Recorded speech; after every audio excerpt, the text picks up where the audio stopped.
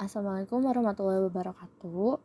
Saya Nabila Novianti dari 11 MIPA 4 akan menjelaskan tentang masa kependudukan Jepang di Indonesia. Sebelumnya, selamat menyaksikan. Selanjutnya ada pembahasan. Yang ke-1 adalah awal kedatangan Jepang, yang kedua pemerintahan Jepang di bidang militer, yang ketiga kebijakan Jepang di Indonesia, yang keempat perlawanan rakyat terhadap Jepang, dan yang kelima periode menjelang kemerdekaan. Awal masuknya Jepang ke Indonesia. Jepang mendarat pertama kali di Indonesia pada 11 Januari 1942 di Tarakan atau Kalimantan Timur. Awal mula ekspansi Jepang ke Indonesia didasari oleh kebutuhan Jepang akan minyak bumi untuk keperluan perang yang sudah menipis. Ditambah pula tekanan dari pihak Amerika yang melarang ekspor minyak bumi ke Jepang. Langkah ini diikuti oleh Inggris dan Belanda. Keadaan ini akhirnya mendorong Jepang mencari sumber minyak buminya sendiri. Latar belakang lainnya mengapa Jepang datang ke Indonesia. Adanya Perang Pasifik atau Perang Asia Timur membuat Jepang datang ke Indonesia untuk menguasai sumber-sumber alam, terutama minyak bumi. Sebelum meletusnya Perang Pasifik, Jepang memetakan wilayah Asia Tenggara menjadi dua bagian, yaitu wilayah A, beberapa koloni Inggris, Belanda dan Amerika Serikat yang meliputi wilayah Semenanjung Melayu, Kalimantan Utara, Filipina, dan Indonesia. Wilayah B, koloni Perancis yang meliputi Vietnam, Laos, dan Kamboja. Jepang menguasai kawasan Asia Tenggara, khususnya wilayah A atau Semenanjung Melayu, Kalimantan Utara, Filipina, dan Indonesia, dengan tujuan menjadikan kawasan Asia Tenggara sebagai sumber bahan mentah bagi industri perang dan pertahanannya. Jepang memperoleh kemenangan dengan mudah untuk menduduki Indonesia yang dikuasai Belanda pada bulan Januari 1942.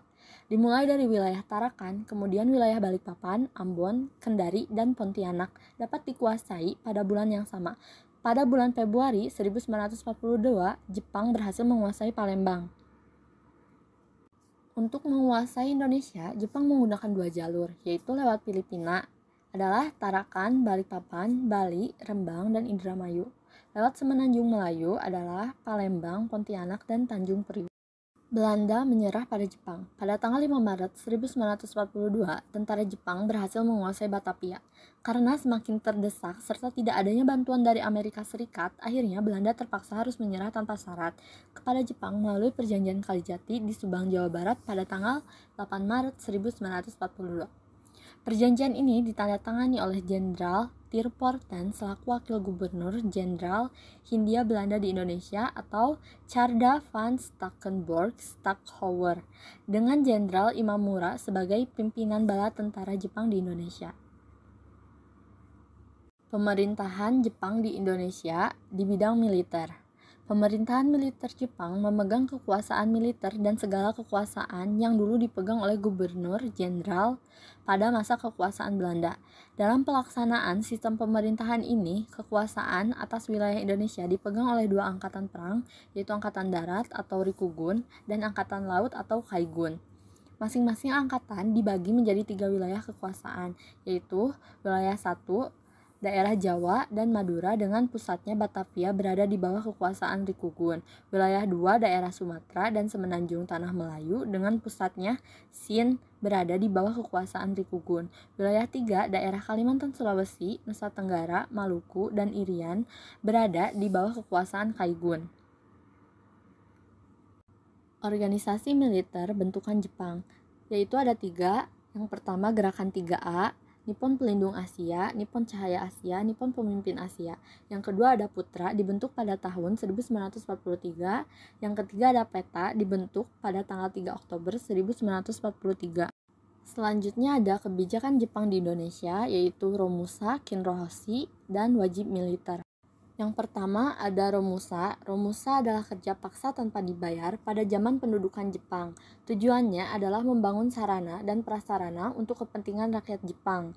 Sarana dan prasarana tersebut antara lain jembatan, lapangan terbang, jalan kereta, serta gua-gua tempat persembunyian Jepang. Yang kedua ada Kinrohoshi. Kinrohoshi adalah kerja paksa tanpa dibayar untuk para pamong desa dan pegawai rendahan, termasuk pelajar juga. Mereka diperlakukan sebagai tenaga Romusa yang lainnya.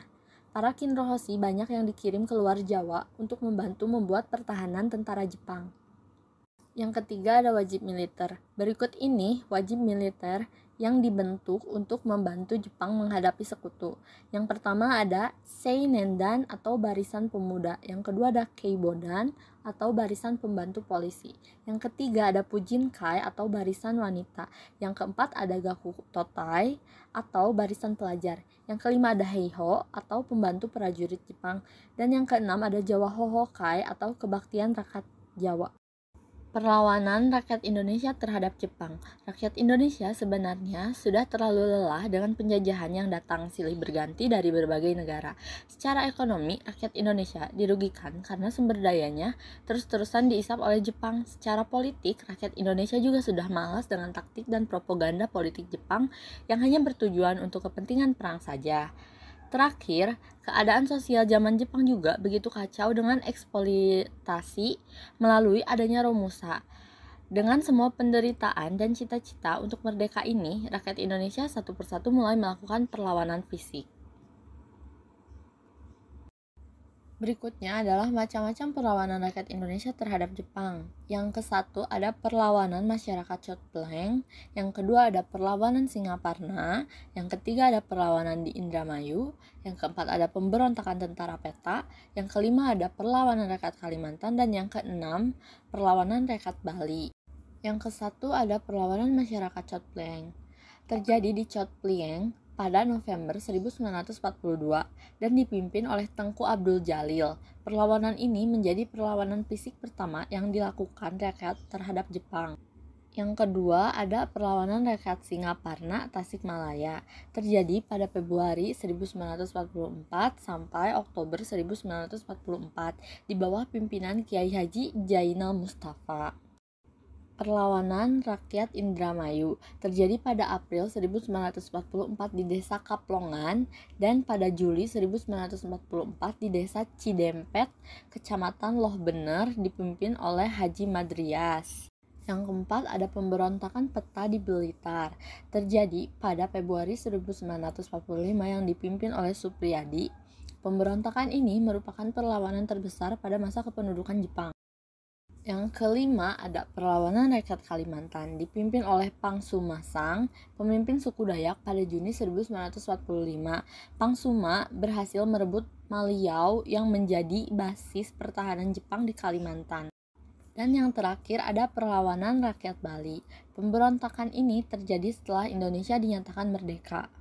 Periode menjelang kemerdekaan RI dimulai dari dibomnya kota Hiroshima dan Nagasaki di Jepang pada 6 Agustus 1945 hingga menyerahnya Jepang, dan rakyat Indonesia memanfaatkan momen ini untuk memproklamasikan kemerdekaan Indonesia. 7 Agustus 1945, BPUPKI berubah nama menjadi PPKI atau Panitia Persiapan Kemerdekaan Indonesia. 9 Agustus 1945, Soekarno, Hatta, dan Rajiman Widyodiningrat diterbangkan ke Vietnam sebagai berjumpa Marsekal Terauchi. 10 Agustus 1945, Sultan Syahrir dan para pejuang bawah tanah bersiap-siap memproklamasikan kemerdekaan dan menolak bangun-bangun kemerdekaan yang diberikan Jepang sebagai hadiah. 14 Agustus 1945, Soekarno, Hatta, dan Rajiman kembali ke tanah air. 16 Agustus 1945, peristiwa Rengas Dengklok.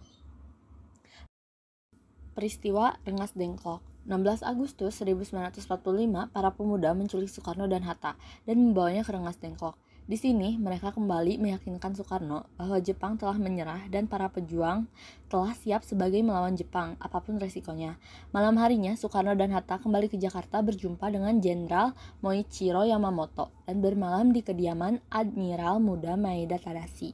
Dari komunikasi setelah Hatta dan tangan kanan komandan Jepang di Jawa ini, Soekarno dan Hatta menjadi yakin bahwa Jepang telah menyerah kepada sekutu dan tak benar wewenang lagi sebagai memberikan kemerdekaan. Mengetahui bahwa proklamasi tanpa pertumbuhan darah telah tak mungkin lagi, Soekarno, Hatta, dan anggota PPKI lainnya malam itu juga rapat dan menyiapkan teks proklamasi.